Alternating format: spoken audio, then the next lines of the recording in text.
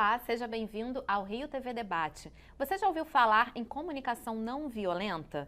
Pelo nome já dá para imaginar mais ou menos do que se trata, mas esse é um tema cada vez mais comum em empresas e até em ambientes familiares. Para a gente entender melhor as vantagens da CNV e como ela é aplicada, nossos convidados são a especialista em CNV Marie Bendelac, a psicóloga e coaching Amanda Ramos, a diretora de Recursos Humanos, Pasqualine Dalby, e o consultor Gilmar Carneiro. Muito obrigada pela presença de todos vocês. Bom, para a gente começar a entender melhor esse assunto, eu vou perguntar para a Marie. Esse método foi criado por um psicólogo americano. Eu queria que você explicasse melhor para quem é leigo no assunto, como é que ela foi criada e de onde vem tudo isso. Então, efetivamente, foi criado pelo Marshall Rosenberg, psicólogo americano, que era judeu. Sofreu muito bullying na infância, né, por ser judeu, e morava num bairro muito violento em Detroit, nos Estados Unidos. E aí ele ficou curioso de entender essa natureza humana, né, por que algumas pessoas se tornavam violentas por causa de um nome, de uma raça, de uma religião, por que outras pessoas se mantiveram compassivas e empáticas em situações a ser mais conflituosas. Então ele se interessou pela natureza humana e começou a estudar psicologia. E ele trabalhou em escolas que estavam acabando com a segregação racial, e o método que ele começou a desenvolver na época, a comunicação não violenta nasceu nessa época, nos anos 60, ele viu que isso permitia realmente reduzir a violência e os conflitos. E aí continuou, ele pesquisou ao longo da vida dele, né, durante mais de 60 anos, para aprimorar sempre e testar, comprovar os conceitos dele, né? Uhum. Agora, a Pasqualine, ela aplica isso na vida real, né? Na sua empresa, diretora de RH. Sim. Como é que você descobriu, chegou até esse método e como é que você aplica ele agora depois desse curso? Eu tive a oportunidade, em 2017, através da Câmara Franco-Brasileira, de conhecer a Marie, a equipe dela, da B-Coaching, e eu fiz o treinamento de 2 dias e realmente para mim foi uma revelação, porque como você falou, na minha empresa eu vivencia muitas situações de conflito e eu queria eu mesmo muito melhorar minha comunicação, porque eu sou francesa e eu venho de uma cultura diferente e a gente tem que ter assim, uma forma diferente de falar com o brasileiro, e é muito importante levar em consideração essa questão do sentimento e das emoções. Então, realmente, foi muito interessante fazer esse treinamento e conhecer essa metodologia. Eu estava estudando sobre o assunto um pouquinho antes e vi que o Marshall ele identificou 4 passos, né, para você meio que se controlar. Como é que é isso, Marie? Sim, a comunicação não violenta permite, na verdade, organizar a comunicação, né? Seja verbalmente ou por escrito. Então, você tem uma estrutura desses 4 passos, que é, assim, o primeiro passo é conseguir se manter factual, né? Olhar o fato. Então, o que eu observei? Imparcialmente. O que eu ouvi?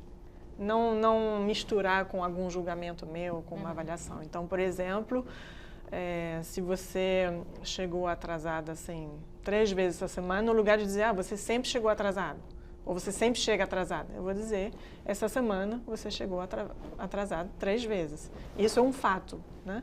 Se eu misturo uma avaliação, se eu digo, você sempre chega atrasado, essa palavra sempre, ela extrapola, gera uma resistência, uma reação no outro. E além disso, diz, você tá nem aí, você está completamente descomprometida, ou isso é falta de respeito, isso é uma avaliação minha. Isso, no lugar de acalmar e criar uma conexão assim genuína que vai permitir resolver o problema, a gente cria uma tensão na relação e na comunicação. Então, o primeiro passo é focar em fatos. O que eu observo, o que eu ouço.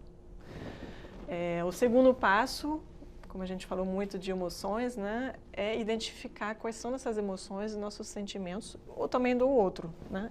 A comunicação não violenta, ela se aplica para mim, para o outro, no outro, e também de forma assim mais sistêmica. Então, os sentimentos, eles são mensageiros, na verdade, de algumas necessidades. Quando a gente sente sentimentos agradáveis, né, de bem-estar, é que as nossas necessidades por trás estão satisfeitas. quando estamos sentindo sentimentos desagradáveis, as necessidades não são satisfeitas. Então, sentimentos e necessidades, segundo e terceiro passo.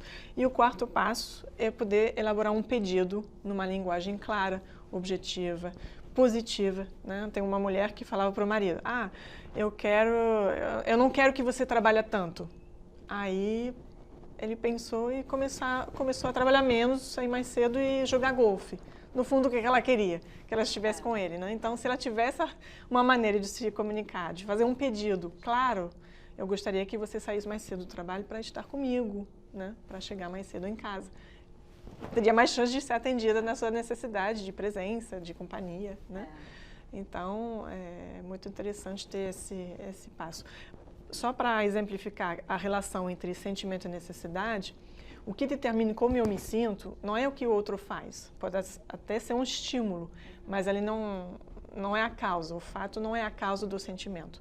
Então, se alguém, por exemplo, se eu sou uma pessoa para quem verdade é muito importante, e você fala uma mentira na minha frente, né? Eu vou ficar muito irritado, muito incomodada. Agora, se eu sou uma pessoa que não me incomoda muito que não tem como valor essa verdade, eu ouço a mentira, de repente eu não vou ter um sentimento tão desagradável. Então, a minha necessidade, às vezes também um valor meu, que vai realmente determinar como eu me sinto. A Maria estava explicando, né, no outro bloco, os 4 passos para você fazer na sua vida, né, praticar na sua vida a comunicação não violenta. Eu queria saber da Pascaline como que você faz na sua empresa, porque ela disse, uma pessoa é diferente da outra. De repente, para uma pessoa a verdade é muito importante, para outra nem tanto. Como é que você faz para dosar isso para cada pessoa? Então, a gente, depois de mim, a gente tem começado a treinar vários líderes e gestores das nossas empresas e a gente realmente incentivando a aplicar a metodologia. Então, o primeiro passo, como a Marie falou, é realmente a observação. Eu diria também a escuta, porque a gente tem uma tendência natural a querer falar. Então, é muito importante você escutar o seu colaborador. Então, hoje, por exemplo, eu recebo muitas pessoas na minha sala e eu escuto o colaborador, o que ele tem para dizer, como que está sendo assim, o trabalho dele na empresa, a relação dele com o seu gestor. E é muito importante ele falar dessas necessidades, porque é isso que para mim vai criar conexão com assim, o seu superior, não é? Porque o que mais é mais importante nas empresas é a questão do feedback. Hoje as empresas exigem resultado, a gente tem muita pressão, mas a gente também tem que ouvir o colaborador para poder entender como que a gente pode ter o melhor dele, mas para isso tem que saber como que a vida dele também está sendo assim, realizada, porque o profissional e o pessoal se misturam muito. Então, eu acho que a gente está criando essa conexão, como a Marie falou, através das necessidades e ouvindo também o colaborador. Agora a gente está numa época complicada, né, Marie? Principalmente nas redes sociais, que a gente vê de haters, as pessoas que só querem escrever o que querem, na hora de ler elas não aceitam. Então as redes sociais estão precisando um pouco desse método, né, Marie? Com certeza. Eu passei por um caso, né, bem prático, onde eu pude sentir na pele o não uso da CNV e o uso, né? Porque eu acabei caindo assim Uma armadilha. Numa armadilha de uma pessoa justamente que colocou uma mensagem assim muito agressiva em relação a um público geral, no qual eu me inseria, né? E quando eu li, eu senti a necessidade de me defender, né? E de defender meio que... Vai subindo uma coisa em você, a gente sabe que não tem que responder, mas às vezes a gente não consegue. Apertou, assim, tocou um ponto, assim, um gatilho e despertou em mim uma resposta. No lugar de tentar compreender o que ela queria dizer com isso, o que tinha de necessidade por trás, enfim. Então, eu fui direto na resposta. A minha resposta não era agressiva, mas só a falta de poder ouvir antes e tentar compreender já foi o suficiente para não criar a conexão, né? E aí eu me dei conta, porque a reação dela não foi positiva. Aí eu falei, opa, talvez eu poderia ter feito de forma diferente. E outras pessoas presenciaram e me deram empatia, né? Me ouviram. Marie, você tinha necessidade de compreensão da parte dela, disso, daquilo, de não criar julgamento. E aí eu pude me expressar com pessoas que me ouviram e tentaram compreender a minha reação, né? E a partir daí, quando eu recebi a empatia deles, o meu olhar sobre a comunicação dela mudou. Eu consegui não ficar tão magoada, nem reativa, e mais empática.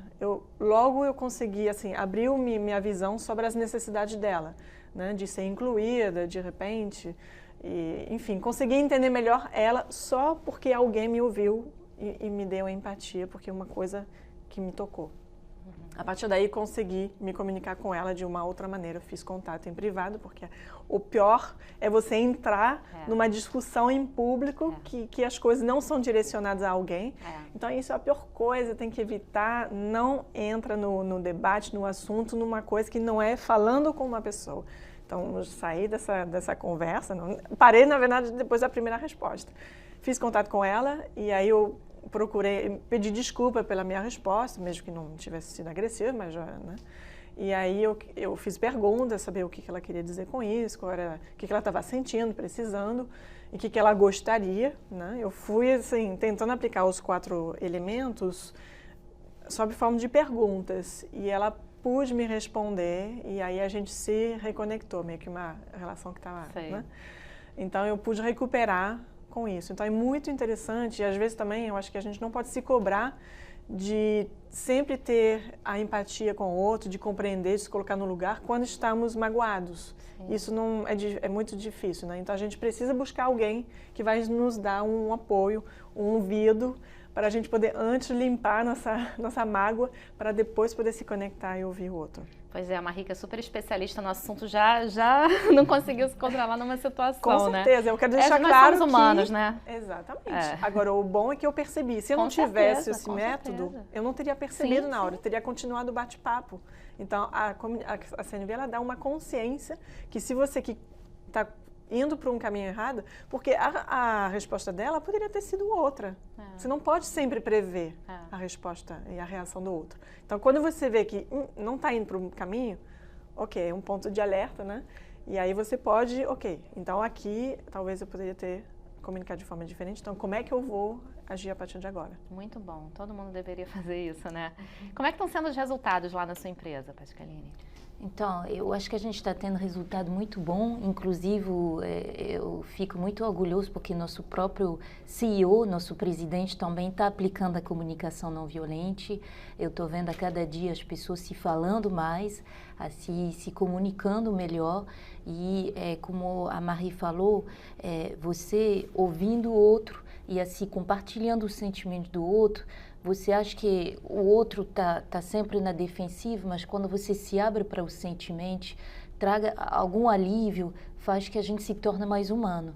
E, atualmente, acho que as empresas estão precisando se humanizar mais. A gente está vivendo um momento muito difícil aqui no Brasil e, mais do que nunca, eu acho que a comunicação vai poder ajudar, porque a gente precisa realmente estar junto para poder fazer as coisas andarem. Então, tanto nas organizações, como também no dia a dia, porque nas famílias também as pessoas estão passando para alguma situação de desemprego e, como você falou no início, a comunicação não violenta a gente pode aplicar tanto na empresa, com um colega, com o chefe, mas também com seus filhos, não é? Com família.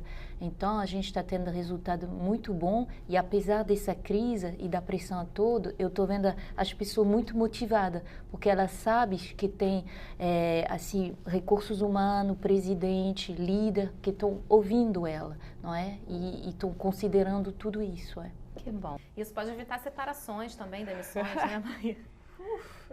Eu já não conto mais assim, a quantidade de relações que a CNV salvou para mim, das mais preciosas até menos preciosas, assim, no trabalho, na vida pessoal, com certeza. Me permitiu também, assim, sair de relações tóxicas, porque eu me mantive nessa postura, assim, não agressiva, objetiva, então de não retornar a violência para o outro. E chega um momento que isso desarma, né? Então já realmente consegui muitas relações que estavam assim, inicialmente não funcionando, com a paciência, a perseverança e o uso da comunicação não violenta, conseguir realmente ter hoje até das melhores relações. Não estou dizendo que a CNV vai salvar todas as relações, porque às vezes não é para ter. Às vezes a gente precisa realmente ter um afastamento, uma ruptura, né? Então, mas são casos assim, mínimos, realmente é uma minoria. Então, assim, a maioria das vezes isso permite preservar e a gente precisa e quer preservar as relações, tanto no trabalho quanto em casa. Você pode citar uma situação que aconteceu com você, Pascaline, que você conseguiu se controlar, ficou orgulhosa de você? Acontece todos os dias, não é? Mas às vezes assim, a gente faz tudo para o funcionário se sentir bem, não é? E às vezes você, por exemplo, a Copa do Mundo, a gente organizou muitas coisas bacanas, mas mesmo assim tem umas pessoas que sempre vê aquela falhazinha, não é? Né? Então, eu respiro fundo, não é? A comunicação não violenta trouxe também para mim a questão do mindful, também da meditação e da respiração, e eu tenho resiliência, não é? Porque tem que ir cada dia é um passo novo, e eu acho que permite se conhecer e realmente lidar com esse conflito, porque a cada dia é uma nova situação. É isso aí. Marie? Eu concordo com o Gilmar que a questão da prática é tudo, né? Assim, o primeiro passo pode ser de ler um livro, ver um vídeo, né? A gente tem mais os vídeos, hoje a gente vai, né, logo pesquisar na internet e ver o que sai. Obviamente, adquirir o conhecimento da metodologia é fundamental, mas é só um primeiro passo. Então, assim, tem que procurar um curso, um workshop, uma oficina, um treinamento que possa oferecer uma vivência e depois grupos de prática, porque senão vai ser igual ler um livro de cozinha e não colocar a mão na massa, não realizar os pratos e testar, né? Porque às vezes no início a gente faz um prato, se é a primeira vez a gente talvez errou na dose, colocou sal demais, e a gente vai provando o que a gente realizou e vendo o resultado que a gente vai fazer os ajustes, né? Então também não pode se cobrar de querer aplicar logo porque conseguiu ler o livro e tem que saber, não, só vai vir com treino, com prática, isso é anos então assim, ao mesmo tempo que a gente tem resultados muito rápido, né, com um dia de curso, você logo consegue aplicar, se tiver uma metodologia eficiente no curso.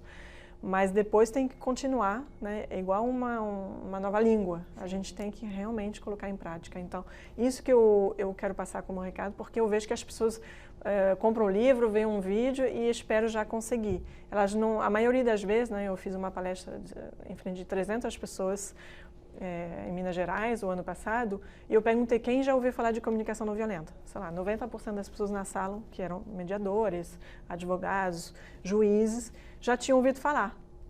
Porque tem nos cursos, assim, 4 horas de aula. Então, assim, eles têm uma pitada e já viram o assunto. Quem já fez um treinamento? Ninguém. Ou seja, nunca colocaram em prática.